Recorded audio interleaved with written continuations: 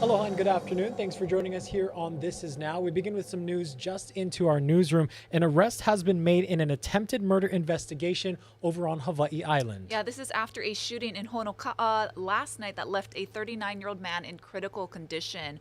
29-year-old Keola Jedediah Whitehead Shibata was taken into custody this morning. Just after 6 p.m. Tuesday, police responded to a shooting on Rickard Place, and officers found the victim, who appeared to have injuries to his neck and the top of his head. Now, he was taken to North Hawaii Community Hospital in Waimea and later flown to the Queens Medical Center in Honolulu for further treatment. A witness at the scene told authorities that he and the witness were hanging out when Whitehead Shibata showed up, got upset with the victim, pulled out a handgun, and shot at him multiple times before fleeing the scene. Whitehead Shibata was found this morning in a wooded area off Lehua Street in Honoka'a. Any other witnesses are being asked to come forward by contacting the police department's non-emergency line. And let's go ahead and give you some other top stories from around Hawaii.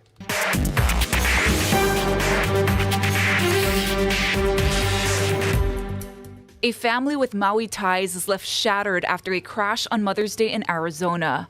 Frank Bothello and his wife Jana and their 5 children were on their way to church when a wrong-way driver plowed into their vehicle. Bothello's oldest son, 13-year-old Josiah, died in the crash. The driver, Bartolome Godinez Perez, was arrested and charged with manslaughter, endangerment, and aggravated assault with a deadly weapon. He has a prior aggravated DUI conviction from 2010. I tried my best to turn him to the side to get an airway going. I heard him take a few gasps, but I could tell that just so much blood loss that I told my wife, who was unfortunately pinned, you need to tell him that you love him because he might not make it. Bothello's wife and children were rushed to the hospital with injuries but have since been released. Loved ones have created a GoFundMe page to help the family with funeral expenses. To donate, look for this story online. The man suspected in a deadly hit and run on Hawaii Island has been released pending investigation. Police initially arrested 34-year-old Patrick Murphy for the Sunday night crash. He allegedly hit a man on the side of the road near Glenwood Park in the Volcano area. Police said at first he thought he hit a pig and didn't return to the scene until later, and that's when he realized he hit a person. He began CPR, but it was too late. The victim was pronounced dead shortly after. The investigation is ongoing. The military now says it plans to start defueling the tanks at Red Hill in October. The goal is to finish the job by January. That's 6 months ahead of the most recent schedule. Pending state and EPA approvals, the military says it should be able to remove more than 99% of the fuel. That's about 104 million gallons. We're told the State Department of Health is reviewing the updated plan. The Cafe 100 building in Hilo is for sale. The Hawaii Tribune Herald reports that it's listed for about $2.9 million. Cooking equipment is included. The owner of the cafe says she and her son contracted a bad illness caused by eating tropical reef fish, and that's forcing her to sell the building and equipment. But she'll keep the business itself, with plans to reopen somewhere new eventually. Well, after 20 years, Samurai Snacks has closed its doors for good at the IRS Shopping Center. The store initially planned to close next week Wednesday, but quickly sold out of all remaining products. The owner cited several reasons for closing, including staff shortages, rent increases, and supply chain issues, along with inflation. Samurai Snacks in Kalihi, however, will remain open. Well, the battle over the nation's debt ceiling continues, and it's hard to say at this point if any progress is being made. Joining us now with more on this is Karen Kaifa in Washington, D.C. Aloha, Karen. Dylan, kind of a mixed picture coming out from the two parties who agree that the U.S. cannot default on its debt, but haven't necessarily come up with a clear path to avoid that. So first, they do need to strike a deal. Then that deal needs to go through Congress. And Treasury Secretary Janet Yellen says there could be just about 2 weeks left for them to get it all done. President Joe Biden taking off for Japan Wednesday, leaving ongoing debt ceiling negotiations in the hands of aides and expressing confidence. America is not a deadbeat nation. We pay our bills. The nation has never defaulted on its debt, and it never will. With a meeting of G7 leaders in Hiroshima at the core of his agenda, Biden has cut short his original itinerary, foregoing stops in Papua New Guinea and Australia. He plans to hold a press conference when he returns to Washington Sunday, meaning he expects progress while he's gone. We're going to come together because there's no alternative to do the right thing for the country. Hill leaders emerged from a White House meeting Tuesday, describing it as productive, but without a deal. We still have a lot more work to do between now and the day we bring the legislation to the floor, but yesterday's meeting was a promising step in the right direction. But any compromise is going to be a tough sell to House Speaker Kevin McCarthy's Republican caucus, many of whom want deep spending cuts and rollbacks of key Biden agenda items in exchange for their support. I'm optimistic of our ability to work together. Do we have obstacles? Yes, we have a big obstacle in the White House. Meanwhile, Wall Street is eyeing negotiations more closely as the deadline looms. Top bank executives are slated to meet with Treasury Secretary Janet Yellen on Thursday. And some of those bank executives were already on Capitol Hill today, paying a visit to the Senate Democratic leader Chuck Schumer, who filled them in on the latest on the talks behind the scenes and also nudged those executives to nudge Republicans to help them work toward a solution. Dylan? Karen, now there are some sticking points between the two sides. What are they and how might they be resolved? All right, so to be clear, the debt ceiling is about money that the government has already spent. But Republicans want to use this opportunity to force a conversation about future government spending, about putting some caps on the federal budget in certain areas when those conversations come up later this year. Republicans are also looking to see some of the unspent COVID-19 funding that was allocated for states, local governments, and businesses taken back by the federal government. That's an area where the Biden administration has said, yeah, we might be able to compromise here. And Republicans also want to see stricter work and education requirements put in place for those who are receiving some sort of federal assistance for things like food and insurance. Now, that's an area that the Biden administration is a little bit less lenient on because expanding the social safety net has been a big part of their administration's goals. And they feel like doing something like this could potentially put a dent in their effort to combat U.S. poverty. Dylan. Now, your report also mentioned President Biden leaving for that G7 leaders summit. Why did he find this important to stick with this with such a crucial showdown at hand?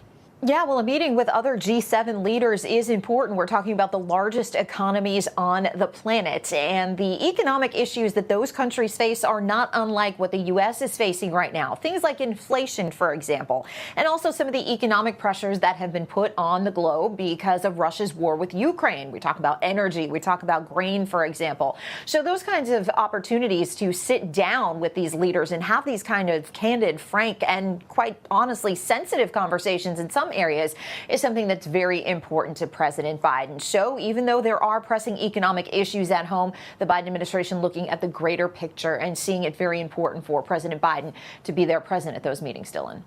Keeping an eye on it all is Karen Kafa in Washington, D.C. Thanks for joining us here on This Is Now.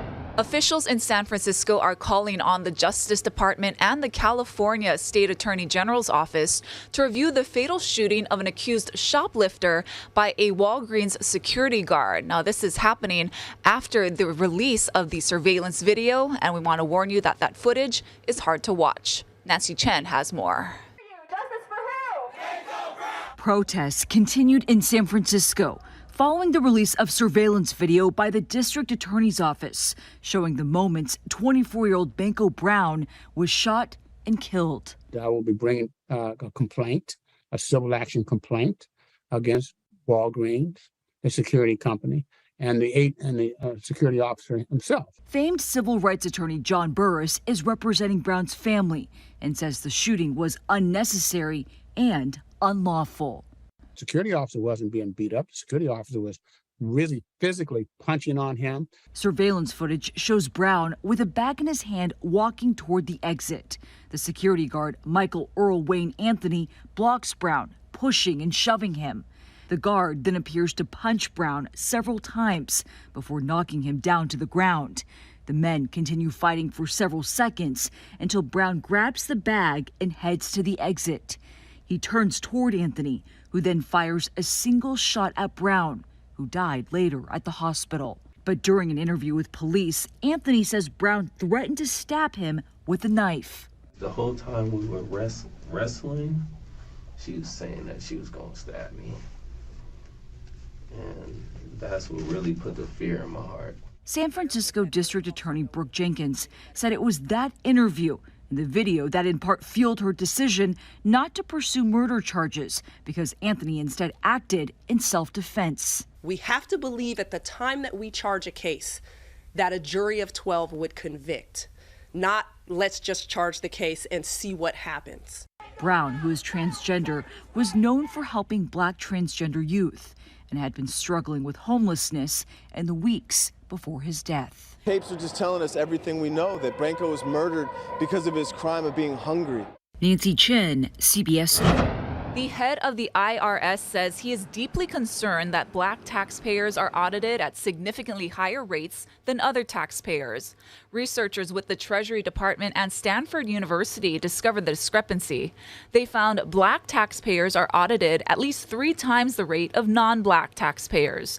The disparity exists among different tax brackets, but it is most significant with people who claim they earn income tax credits. That's a refund designed to assist low to moderate income workers. The Internal Revenue Service is currently undergoing a massive overhaul thanks to $80 billion in funding over a decade from the Inflation Reduction Act. A spokesperson for Prince Harry and his wife Meghan say the couple was involved in a nearly catastrophic chase at the hands of the paparazzi in New York City last night. Michael George has the details. Prince Harry, his wife Meghan, and her mother stepped out Tuesday night in Manhattan for the Ms. Foundation's Women of Vision Awards.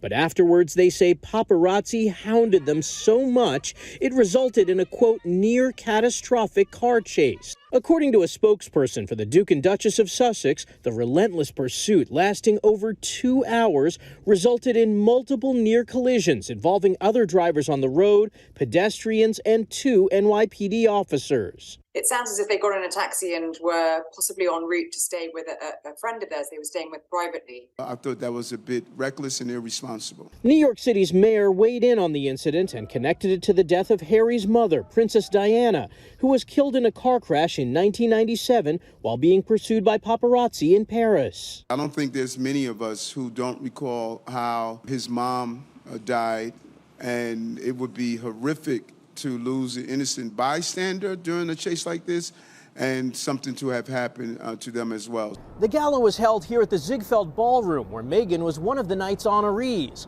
It was her first public appearance since skipping her father-in-law King Charles' coronation earlier this month.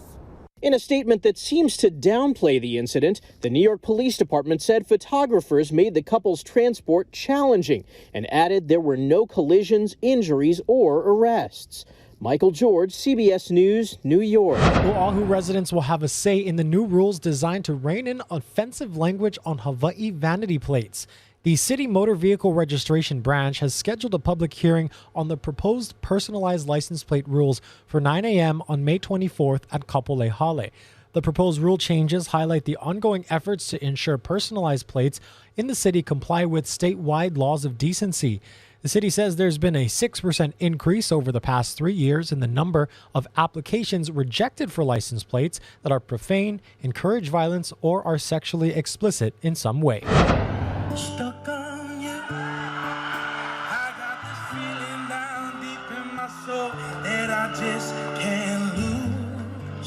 Guess I'm on my way. A huge homecoming celebration was held last night for Hawaii's American Idol finalist Iam Tongi. The 18-year-old Kahuku native headlined a concert at Turtle Bay after a caravan through his hometown just down the road. Iam got a trolley ride down Kamehameha Highway, and he gave his mahalos to the crowd as people danced for him and joined the caravan. I feel beyond blessed. Just never expected it to be this big, but I'm grateful that everybody shows so much love. At the concert, Tongi jammed along with other musicians, including Jack Johnson and Common Kings. This all happened under the watchful eyes of American Idol producers and camera crews, who will make the hometown visit part of the live 3-hour finale next week. There's an effort at the state level to locally source 30% of the food served at Hawaii public schools by the year 2030. Now, one of the ways the State Department is doing that is through its School to Farm program. Casey Lund has the details. Aloha from Mari's Garden here in Mililani. They used to provide locally sourced produce to Mililani High School prior to the pandemic. They want to do that again and ramp that back up as the Department of Education really builds on the Farm to School program. We want to talk to Randall Tanaka, and you said earlier when we were interviewing you on Sunrise that you almost want to rebrand this Farm and School. Tell me why that is. Because it's a partnership with the farms. We cannot get product unless they're successful, and their successful relies on us also. So it's a rebranding of that relationship that we have to succeed. And can you give me the figure, the goal, what you're trying to get to and when? The first goal, it's a two-step goal. By 2030, we need to be 30% of locally purchased food, and by 2050, 50%. Now, that may seem like a long ways away, but I think with these kinds of partnerships and these kinds of producers, we'll get there sooner. The other thing you have to factor in is food safety. The good thing about guys like Maury Gardens and Fred, they're highly sensitized to food safety because they've got a lot invested in this. So that's the growth and development of our partnership. Very good. Another thing that DOE is excited about is a centralized kitchen. We talked a little bit about that. The details online at hawaiinewsnow.com. But I know that that's going in at Whitmore Village in Wahiawa on Agro-Business Development Corporation land. And Fred Lau, who owns Mari's Garden, also sits on that board. And I want to talk a little bit about that vision and how that can bring farms like yours and from other areas, the North Shore, Alun, those folks, all together for the DOE. Yes, absolutely. So this is the vision that we have for agriculture for the future in Hawaii.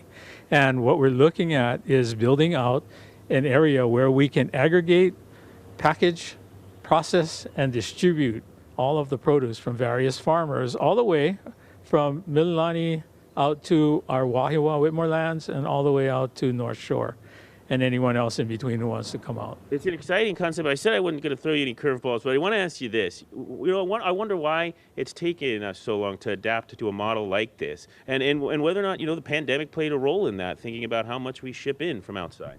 The pandemic definitely slowed us down, but it hasn't put a stop to it, and we're picking that back up again.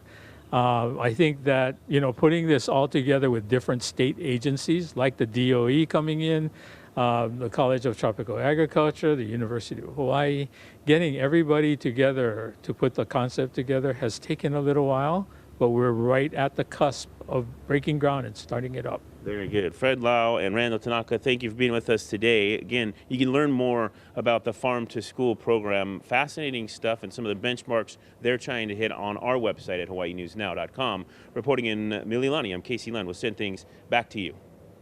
Thank you so much, Casey. Let's give you a live look outside. This is overlooking Seattle. It's going to be a pretty clear day. It's in the mid-70-degree range there. And in fact, Ashley, I'm going to be there in just a matter of weeks, maybe 2 weeks. Yeah, for the first time. That looks like a very Seattle day. Yeah, it does. Clear by their standards. Right. For more on our island weather, we do know some changes are coming up. Let's send you over to Guy Hagi.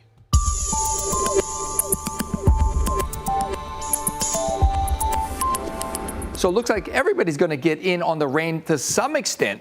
But at this point, the heaviest rain is expected for Kauai, Oahu, and Ni'ihau through tomorrow evening. And then on Saturday, things are going to dry up significantly. At this point, the weekend is shaping up to be quite nice. But we got to get through the wet weather both tomorrow and on Friday, especially for Kauai and Oahu. But the flood watch, which is on for Kauai and Oahu, could be extended down to Maui County, too, if that front moves a little bit farther to the east. So today should be a pretty nice day. And then the weather turns for the wetter with Kona winds Thursday and Friday. And then trade winds come back on Saturday with drier conditions. Lots of sunshine expected from Saturday on. But again, we got to get through the wet weather tomorrow and on Friday.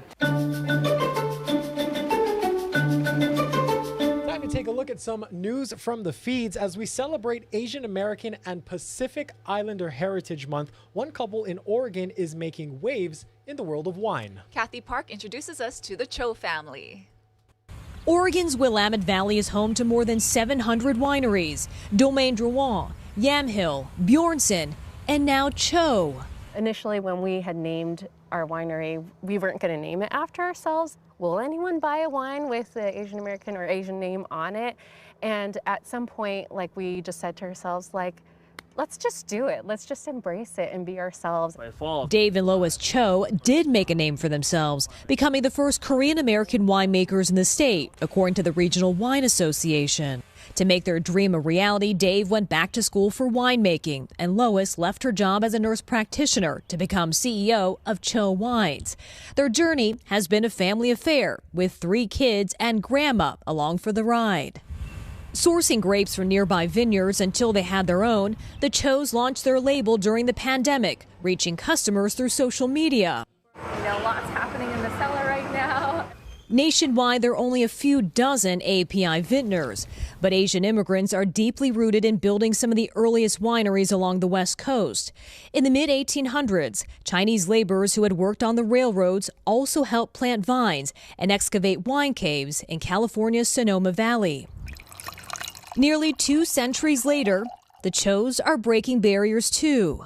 Talk to me about the challenges of getting something like this started. So you're looking at the whole team for wine. So this is 2-person operated winery. But their budding business is growing toward a future estate. Eventually, the goal is to have everything here from start to finish. Yeah, Yes. yeah. So we'll do our production here, we'll do our tasting room here, grow the vines here. And they're beginning to see the fruits of their labor. I get jazzed about this. So this is awesome. Kathy Park, NBC News, Willamette Valley, Oregon. All right, I'm going to be looking out for that label. Yeah, Try seriously. some. It's How delicious. about some good news, you guys? So police officers in North Carolina got an unlikely assist while searching for the suspect in a reckless driver case. Now, they caught the suspect with the help of cows. That's right. Our friends over at WSOC TV filed this story. Well, we know it all started when the officer walked up to the car to talk with the driver. But while he was asking him some questions, the driver put it in gear and took off. It is hard to know for sure exactly which cow here helped lead police to the suspect. Officers in Boone believe it was a group effort. You can't make it up. It's rare, and it's pretty cool to see us come out and able to take these folks into custody and everybody's safe. Police say the suspect, Joshua Minton, led police on a chase from Boone down Highway 421 to Deep Gap, right into the heart of an area of Watauga County with fields filled with cows. He came to the house and told me to keep my door locked. Celia Roten says police warned her about the manhunt near her farm after they say Minton ditched the car and ran away. But officers say they got some unexpected help from the cows. Officers say the cows followed Minton through a field as he tried to hide from police. We asked Celia Roten, whose family has been farming for decades, if that was unusual. Now, that's pretty normal with a human in the field. They expect feed.